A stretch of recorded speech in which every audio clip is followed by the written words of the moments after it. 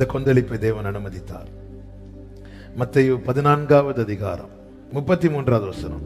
அப்பொழுது படவில் உள்ளவர்கள் வந்து மெய்யாகவே நீ தேவனுடைய குமாரன் என்று சொல்லி அவரை பணிந்து கொண்டார்கள். ஏன் அனுமதிக்கிறார்னா தேவனை அறிகிற அறிவிலே வளர. இதுக்கு முன்னாடி இதே மாதிரி ஒரு கொந்தளிப்பு வந்துச்சு. பார்க்காம சொல்லுங்க, அந்த படகுல யார் இருந்தா? இயேசு இருந்தார். ஓகே, இப்போ இந்த படகுல யார் இல்ல? இயேசு இல்ல. சில காரியங்களை அறிந்து கொள்ளணும்னா கொஞ்சம் தனியா விட்டுதான். இந்த பிள்ளைங்களுக்கு சைக்கிள் ஓட்ட சொல்லி கொடுக்கும் போது பின்னாடி இது பிடிச்சிட்டு இருப்பாங்கல்ல, பிடிச்சிட்டு இருக்கும்போது சரியா பேலன்ஸ் பண்றதெல்லாம் கொஞ்சம் தெரியும். இல்லைன்னா ஒரு ப்ரீவீல் வச்சிருப்பாங்க. இந்த பிள்ளை ஒழுங்கா சைக்கிள் ஓட்டி படிக்கணும்னா முதல்ல என்ன செய்வாங்கன்னா அந்த ப்ரீவீல் ரெண்டையும் கலட்டுவாங்க, அப்புறம் சைக்கிள்ல இருந்து கையெடுப்பாங்க. ஏன் இதை சொல்றேன்னா, இதுக்கு முன்னாடி ஒரு சம்பவம் நடக்குது. இயேசு கப்பலின் பின்னணியத்தில் தலைநீ வச்சு தூங்கிட்டு இருக்கிறார். அற்புதங்கள்லாம் பார்த்து கூடவே இருக்கிறார். இருக்கும்போது அதே போல காற்று அடிக்குது, கடல் கொந்தளிக்குது. ஆண்டவர் இறையாதே அமைதலா இருந்துட்டாரு. இது செஞ்சதும் இவங்க என்ன சொல்றாங்க? மார்க் 4:41 வாசிங்க. மார்க் 4:41. அவர்கள் மிகவும் பயந்து இவர் யாரோ, காற்று இவர் யாரோ, இவர் யாரோ. ஆண்டவர் பார்த்தார், உனக்கு ப்ரீவியில உனக்கு வீல கலத்திதான். சிலர்லாம் பிள்ளைங்களுக்கு நீச்சல் சொல்லி கொடுக்க கிணத்துல எல்லாம் தள்ளி விடுவாங்க. சிலர்லாம் சொல்லுவாங்க, என்ன அப்படி கூட்டிட்டு போவாங்க, மாமா அப்படி கூட்டிட்டு போவாங்க, எங்க அப்பா அப்படி கூட்டிட்டு போவாங்க, பேசிட்டே இருப்பாங்க, முசுக்குன்னு தள்ளி போட்டுருப்பாங்க. சிலருக்கு வீல கலத்தி தான். இல்லைன்னா என்ன சொல்லிட்டு இருப்போம்? யார் இவர், யார்,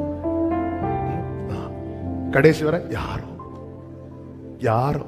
ஆண்டவர் பார்த்தார், உன்னை ஒழுங்கா சொல்ல வைக்கிறேன் பாரு, நீ கிளம்பு போ. ஆண்டவரே நீங்க இல்ல, கிளம்பு. ஆண்டவரை பின்னாடி பிடிச்சிருக்க. பின்னாடியும் பிடிக்க மாட்டேன்.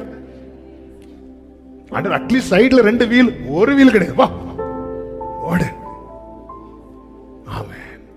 பைபிள் சொல்லுது, யோவான் 6ல அருமையா இருக்கும் பாருங்க அந்த வார்த்தை. யோவான் 6வது அதிகாரம்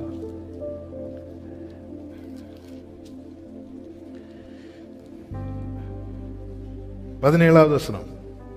படவில் ஏறி கடலின் அக்கறையில் உள்ள கப்பர்நகூமுக்கு நேராக சீஷர்கள் போகிறார்கள். அப்பொழுது இருட்டாய் இருந்தது.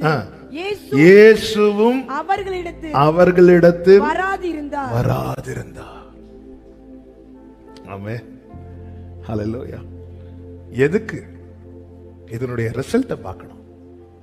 நான் விசுவாசித்திருக்கிறவர் இன்னார் என்பதை அறிவேன். இதே சம்பவம் தான் மத்தேயு 14ல படிக்கிறோம். இந்த சம்பவத்தின் முடிவில் இதுக்கு முன்னாடி இதே மாதிரி ஒரு மிராக்கிள் பார்த்துட்டு இயேசு என்ன சொன்னாங்க? இவர் யாரோன்னாங்க. இப்ப என்ன சொல்றாங்க தெரியுமா? அதே வசனம் திருப்பி வாசிங்க. 14:33. மெய்யாகவே நீர் தேவனுடைய குமாரன் தான் என்று சொல்லி அவரை பணிந்து கொண்டார்கள். அடுத்த வசனத்தை வாசிங்க. பின்பு அவர்கள் கடலை கடந்து நாட்டில் சேர்ந்தார். நான் ஆவிக்குரிய கண்ணோட்டத்தோடு சொல்லுகிறேன், இயேசுவை அறியாமல் அக்கறைக்கு போக முடியாது. ஒன்றான மெய் தேவனாம் உம்மையும் நீர் அனுப்புகிற உம்முடைய குமாரனையும் அறிகிற அறிவே நித்திய ஜீவன். இயேசு என்ன சொன்னார்? என்னை அல்லாமல், ஆமென், என்னை அல்லாமல் ஒருவனும் பிதாவினிடத்தில் வர முடியாது. இவர்கள் இயேசுவை அறிந்து இயேசுவை பணிந்து கொண்டார்கள். பின்பு கடலை கடந்தார்கள்.